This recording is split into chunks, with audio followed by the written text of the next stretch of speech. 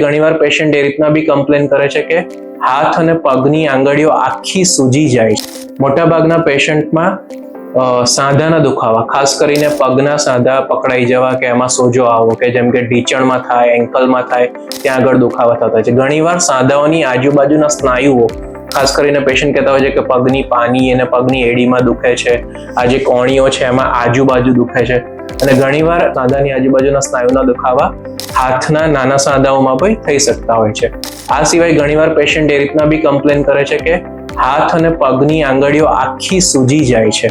તો આ બધા લક્ષણો સ્પોન્ડાલો આર્થરાઇટિસ સૂચવી શકે છે. આ સાંધાઓ સિવાય ઘણા પેશન્ટને ચામડીની બીમારી જેમ કે સોરિયાસિસ, આંખની બીમારી જેમ કે યુવીઆઇટિસ, જેમાં એક સાઈડની આંખ વારે ઘડીએ લાલ થાય અને આંખના ડોક્ટર પાસે બતાવવું પડે, અને ઘણા પેશન્ટને આંતરડાની બીમારી બી જોવા મળતી હોય છે.